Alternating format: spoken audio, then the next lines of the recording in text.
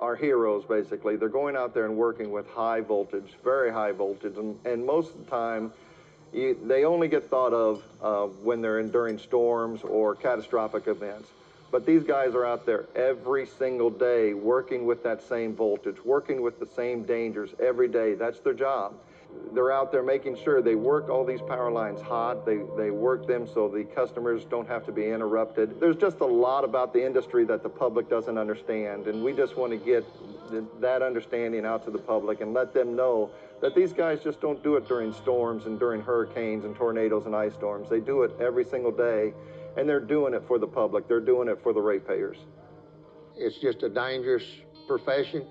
That's the reason that safety has to be on the top of everybody's mind all the time, to where that everybody gets to go home for supper and to pat their kids. If a man pays attention to what he's doing and does it right, he can go home every night for 50 years. Oftentimes, we're enduring harsh conditions because when the electricity goes out, it's because, you've got a 50 to 100 mile an hour wind, or you've got, severe cold weather and icing, all the heavy snows. That's when we're out there on the job.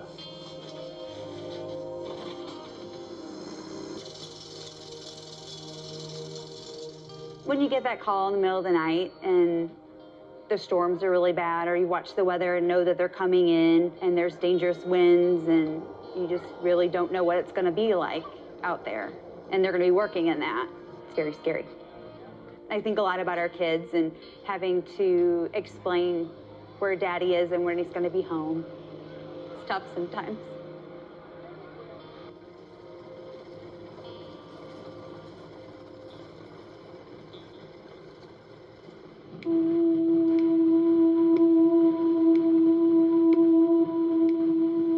The worst weather I've been in is White Sulphur Springs here about 15 years ago.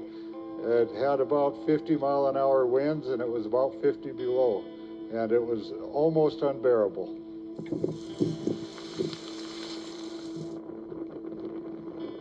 You're going to be out in some tough conditions. You have to realize what you need to do and just do it, no matter what the weather or other conditions are like. They work in the snow, they work in the ice, they work in the sleet, they work in the rain.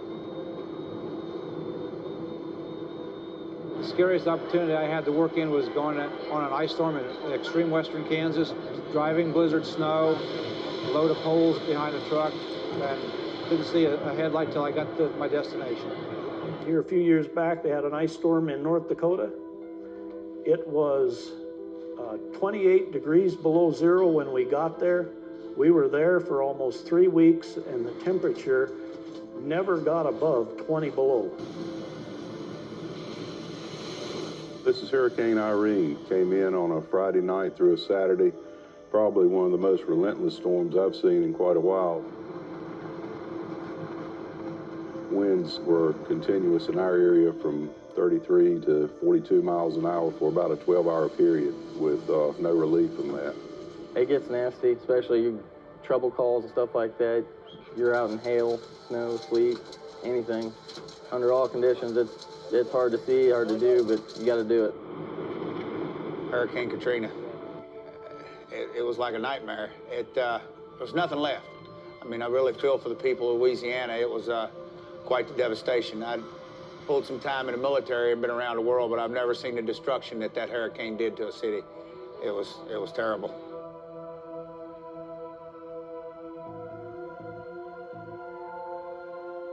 We were down in Port Sulphur, which is kind of like the southeast part of Louisiana. It was nothing left of the whole town. It was gone. The whole town was gone.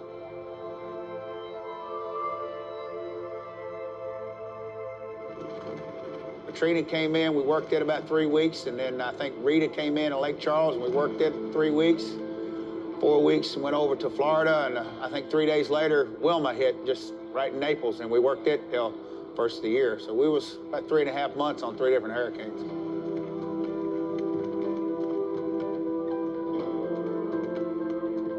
Katrina was a mess. The guys, there was 4 of us, I believe, went down. You couldn't find a bag of ice nowhere. You couldn't find a place to stay that had power. It was really bad.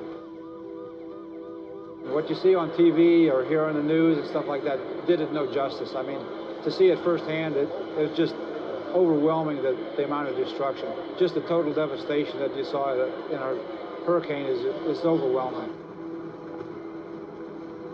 You got people everywhere, they're heartbroken because everything has happened. They think that, you know, there's no light at the end of the tunnel. The ice storms, we have a lot of ice accumulation, brings down. Seems to be some major weather event. You know, the linemen have a sense of pride when we load up in Oklahoma and we start heading to Richmond, Virginia, Miami, Florida, down in the Gulf there, working for different utilities. Now when the big storms hit, it's all hands on deck. Everybody loads up to go help them. The storm work has really been very important to restoring power and getting everything back to normal for the people affected. We've seen a lot of devastation in our business, a lot of devastation, and you feel for those people that are part of that. So you do everything you can to ease their pain by working long hours and, you know, being as helpful and kind to them as you can. And a lot of them don't understand why you're there, but they know they want their lights on.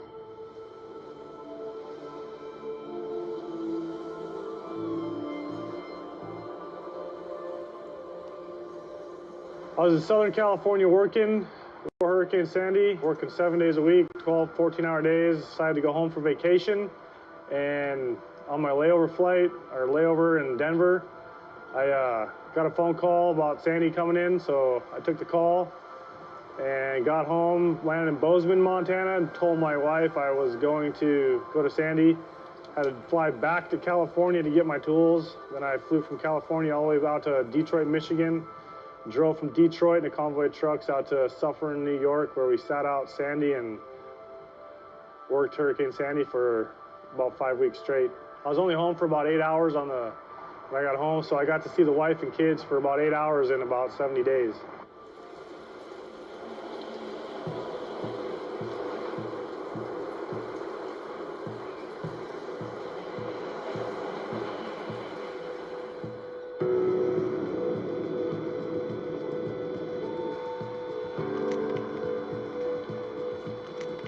Hi, I'm Sheila Brennan.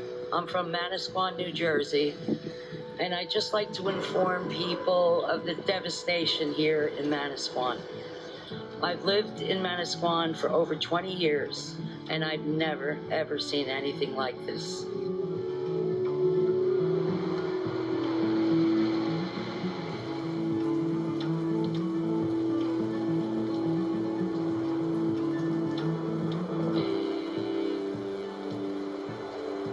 For my own home, I got 3 feet of sewer water in the basement, everything in the garage destroyed, everything in the shed destroyed, but we have our home.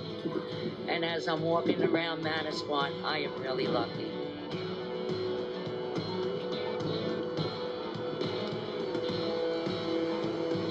The residents here, the destruction for them is beyond belief. We don't have power yet. It's a little uncomfortable showering in cold water.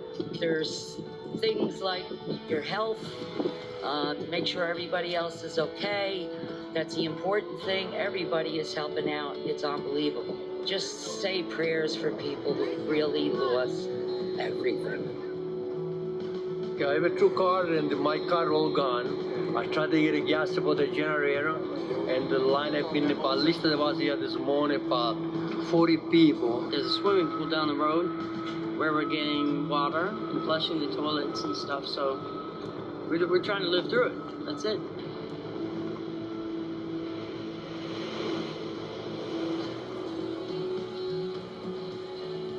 Point Pleasant, New Jersey, 4 days after the storm. We're here on the Manasquan River, and you could see my friend's boat is risen up, sitting on the golf course in Brielle right now, which was currently docked over here prior to this. And it's just damage everywhere. Some of my friends have lost houses. Some of my friends have to gut their houses. It's wild to think that everything that you grow up around here with, boardwalks, everything, Everything that we had fun with when we were little groms, little kids, was pretty much torn to bits.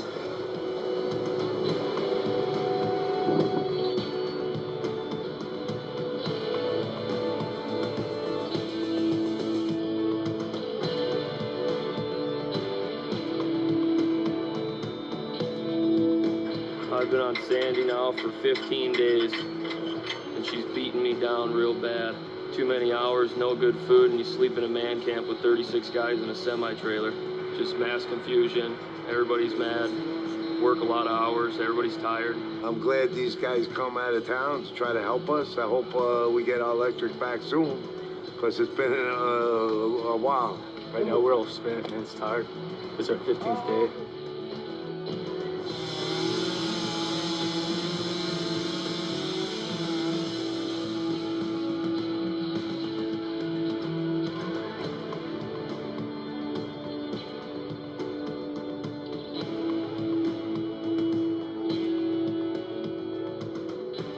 These power lines took 100 years to build. And they blow down in 2 nights. It just doesn't, you don't just come out here and put a few wires up and turn them back on, man. It takes a lot of coordination. There's 7,000 or more guys out here you got to coordinate, and safety comes into play. I've been working on night trouble work. People are out of power and come out bowed up, want to fight. You just got to be polite and try to do your best to stay professional.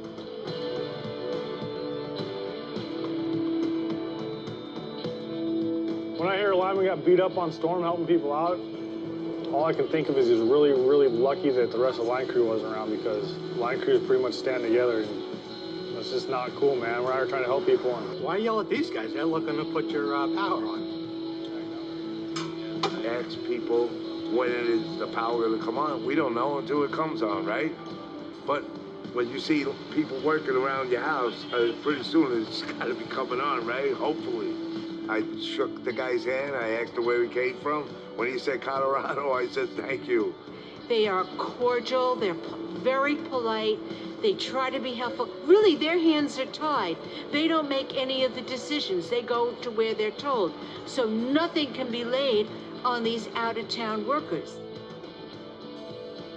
you're away from your family, you're up late, you're not eating good, you're not sleeping good.